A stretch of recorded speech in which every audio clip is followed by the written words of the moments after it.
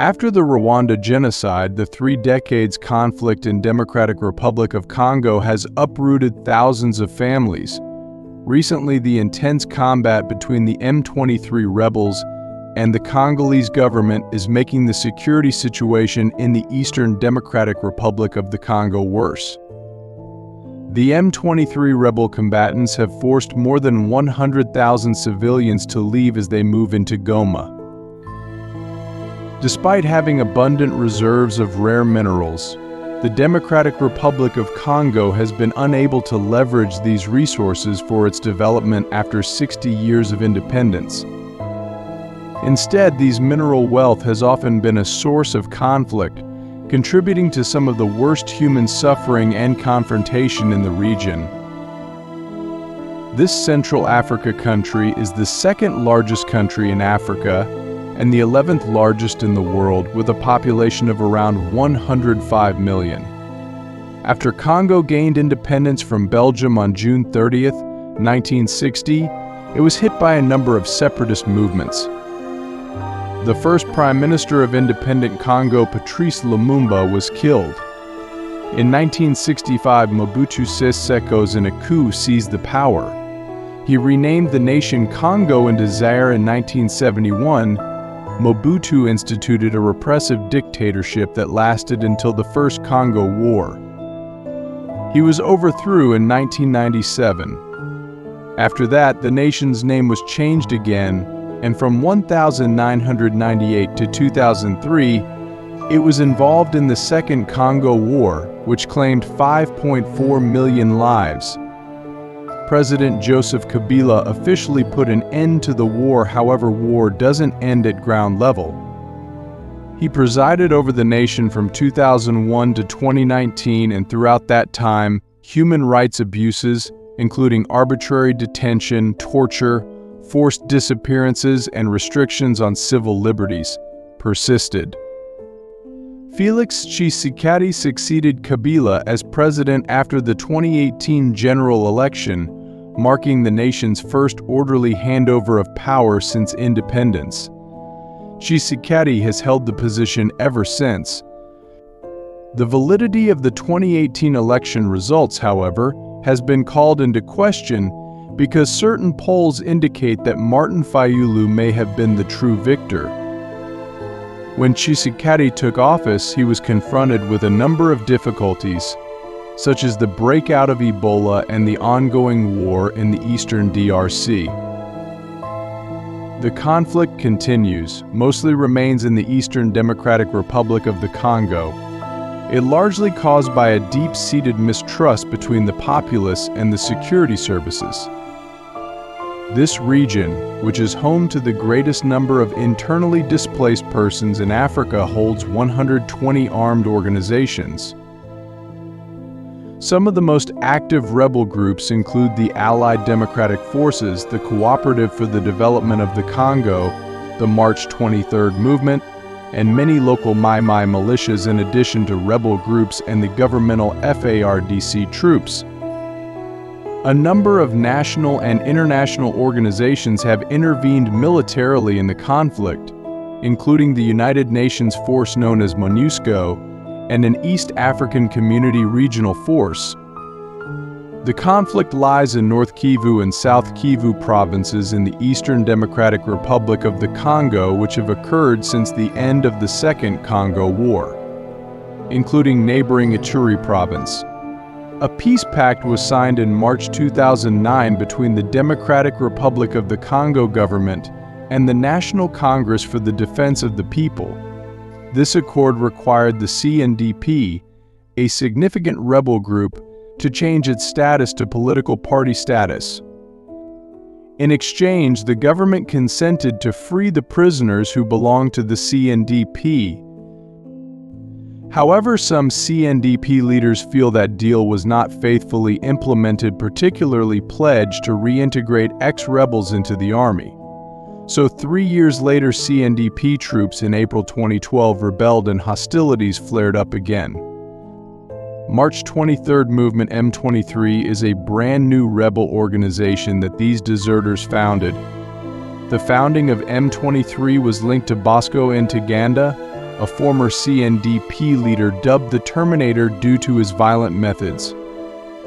Ntaganda, along with approximately 300 loyal troops, defected from the DRC and engaged in clashes with government forces in the Rutshuru region, which is located to the north of Goma, and captured it.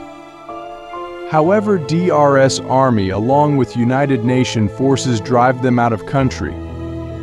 Following a decade break, the M23 rebels reappeared in 2022, and by July 2023 had taken control of significant portions of North Kivu province. Rwanda has been charged by the Congolese government and a number of foreign parties with supporting the M23's resurgence. On the other hand, Rwanda claims that the Democratic Forces for the Liberation of Rwanda (FDLR) and other Hutu extremist organizations are supported by the DRC. The Eastern Democratic Republic of the Congo and the border region are heavily guarded by Rwandan forces. Financial interests in Congolese mining are held by Rwanda, Uganda, and their affiliated militias. However, these interests are not always justified. The fighting in the Eastern Democratic Republic of the Congo has claimed over 6 million lives since 1996.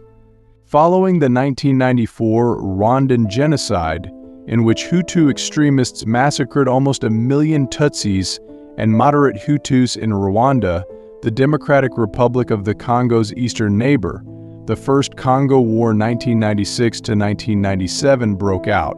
Pertinently, the two ethnic groups known as Hutus and Tutsis are mostly connected to Rwanda and Burundi, two nations in Central Africa.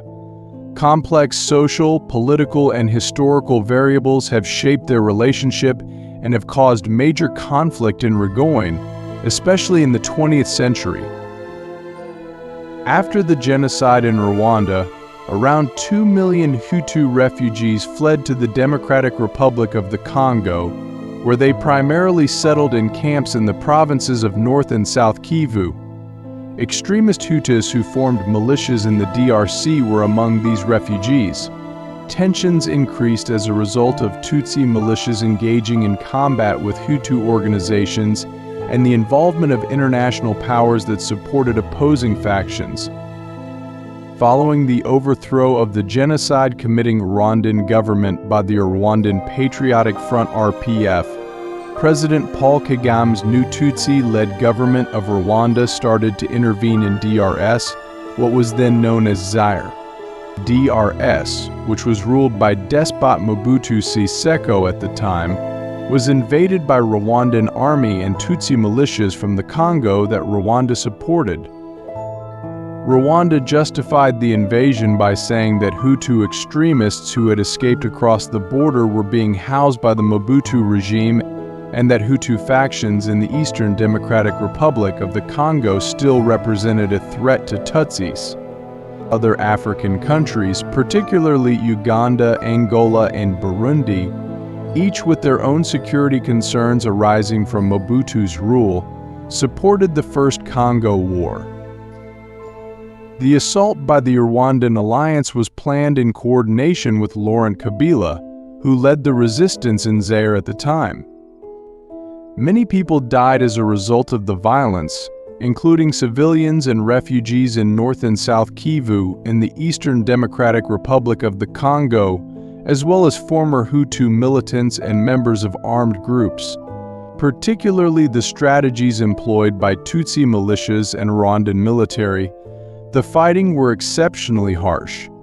In 1997, the Kabila-Kagame coalition won the First Congo War after Mobutu left Kinshasa. After Kabila took office as Zaire's new leader, the nation was renamed the Democratic Republic of Congo. Tensions between Rwanda and Congo led to the outbreak of the Second Congo War in 1998. Kabila denied assertions that Rwanda had been a significant factor in his ascent to power in order to dispel the idea that Rwanda had undue influence on the Congolese government. Along with removing ethnic Tutsis from his cabinet, He also started to lessen Rwanda's military engagement in the Eastern Democratic Republic of the Congo. It was clear to the world community by the late 1990s that Kagame's forces' deliberate atrocities against Hutu people during the First Congo War qualified as war crimes. The emerging Kabila dictatorship suffered as a result of this increased international recognition. President Laurent Kabila of the Democratic Republic of the Congo abruptly changed his allegiances, allowing Hutu armed groups to reorganize close to the border. Rwanda intervened in 1998 to seize control of a border region in order to defend itself against these Hutu extremists. The military of the Congo, assisted by Angola, Namibia, and Zimbabwe, engaged in combat with soldiers from Rwanda, Uganda, and Burundi, as well as rebel organizations backed by those two countries. Kabila's son Joseph took over when his father was slain in 2001. Under Joseph Kabila, the Second Congo War was said to have finished in 2002. Estimates vary, but by 2004 the war and the ensuing humanitarian disaster had claimed over 3 million lives. From 2002 to 2003, Rwanda, Uganda, and the DRC started putting peace agreements into action, which led to the formation of a transitional government in Kinshasa under Joseph Kabila.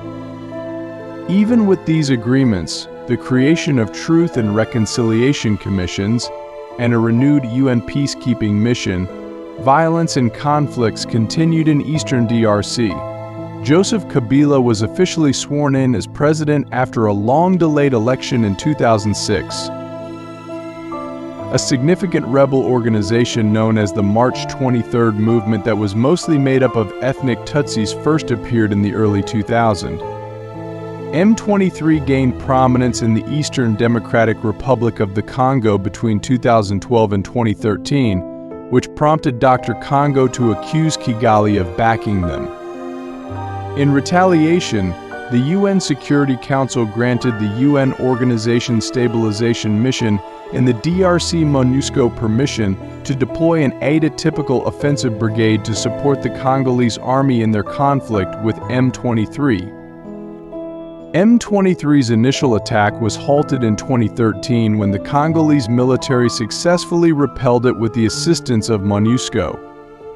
For years, Kigali and Kinshasa's relations were strained because of evidence that connected Rwanda to M23. An obstacle to peace efforts in the Democratic Republic of the Congo in the 21st century is the growth of mining operations.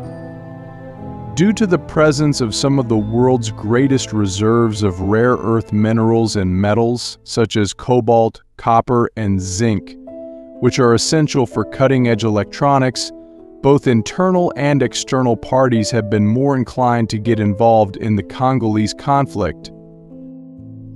The rich natural resources, particularly precious minerals in Congo, have internationalized the conflict in eastern DRC.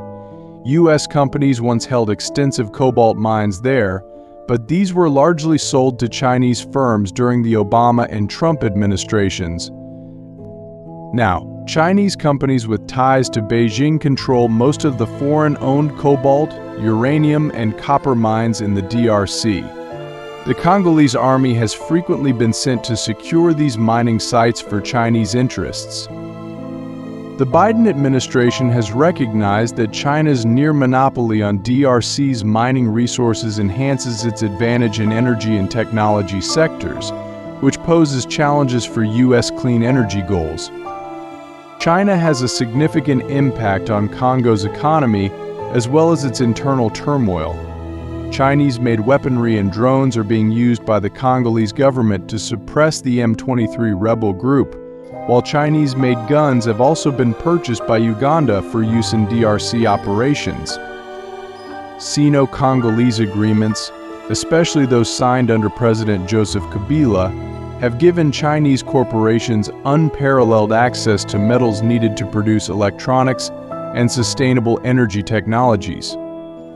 Prior to Kabila's retirement in 2019, The connection between Beijing and Kinshasa came under intense international scrutiny as it became apparent that Chinese investment monies intended for infrastructure projects were being diverted to Kabila and his allies. The Congolese people and other countries have limited access to the country's lucrative resources because to this intricate military and economic relationship. Risks come with having Chinese interests in the resource-rich Eastern Democratic Republic of the Congo in September 2023. For example, a terrorist attack on a mining truck claimed the lives of many Chinese nationals. A legislative human rights commission in the United States also received testimony in July 2022 regarding child labor and other illicit activities in Congolese mines, some of which were purportedly owned by Chinese corporations. Although the United States and the Democratic Republic of Congo have a relationship, it is restricted by import prohibitions from war zones and prohibitions on conflict minerals such as gold and tin, which are mined to pay armed organizations in the area. Keep watching our YouTube channel and do subscribe it.